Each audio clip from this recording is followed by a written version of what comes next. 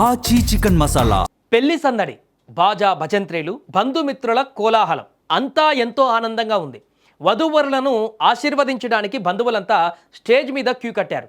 సరిగ్గా అదే సమయంలో టిప్ టాప్గా రెడీ అయ్యి అచ్చం బంధువులాగే ఒకడు స్టేజ్ మీదకి వచ్చాడు.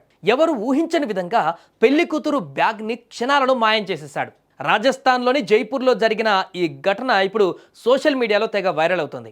రాజస్థాన్లోని జైపూర్ ఓ గ్రాండ్ వెడ్డింగ్ జరుగుతుంది. అక్కడ జైపూర్లో పెళ్ళి అంటేనే హడావిడి కదా, ఎటు చూసినా జనమే. స్టేజ్ మీద కొత్త జంట ఫోటోలకు ఫోజులు ఇస్తున్నారు. బంధువులంతా చుట్టూ చేరి అక్షింతలు వేసి ముచ్చట్లు పెడుతూ ఆశీర్వదిస్తున్నారు. సరిగ్గా ఇక్కడే మన కథలోని విలన్ ఎంట్రీ ఇచ్చాడు. వీడియోలో చూడండి ఒకసారి. ఆ వ్యక్తి చాలా దర్జాగా స్టేజ్ వెనక వైపు నుంచి వచ్చాడు.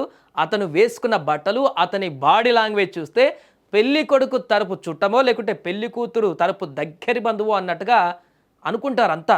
ఎవరు దొంగ అని అనుమానించారు. అంత టిప్ టాప్గా రెడీ అయ్యాడు. అంత కాన్ఫిడెంట్గా జనం మధ్యలో కలిసిపోయాడు ఆ వ్యక్తి. ఇక్కడ చూడండి, స్టేజ్ మీద పెళ్లి కూతురు కూర్చున్న సోఫా పక్కనే ఒక బ్యాగ్ ఉంది కదా, గమనించండి ఆ బ్యాగ్ని.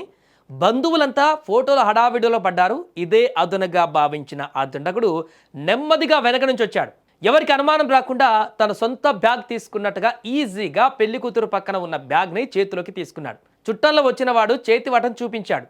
ఆ బ్యాగ్లో ఏముందో తెలుసా? అక్షరాల 4 లక్షల విలువైనటువంటి బంగారు ఆభరణాలు ఉన్నాయట. బ్యాగ్ చేతికి అందగానే ఏమీ తెలియనట్టుగా చాలా నిమ్మలంగా అక్కడి నుంచి జారుకున్నాడు ఆ వ్యక్తి. కొద్దిసేపటి తర్వాత బ్యాగ్ కనిపించకపోవడంతో పెళ్లివారు గుండె గుబేలుమంది. వెంటనే సీసీటీవీ ఫుటేజ్ చెక్ చేయగా ఈ దృశ్యాలు బయటపడ్డాయి.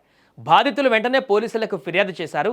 కేసు నమోదు చేసుకున్న పోలీసులు ఆ వీడియో ఆధారంగా దొంగ కోసం గాలింపు చర్యలు మొదలుపెట్టారు. చూడ్డానికి బాగా తెలిసిన వాడిలా నటిస్తూ ఇంత భారీ చోరీకి పాల్పడడం ఇప్పుడు తీవ్ర చర్చనీయాంశంగా మారుతుంది. సో మీకేమనిపిస్తుందో కామెంట్ చేయండి వీడియో చూసిన తర్వాత.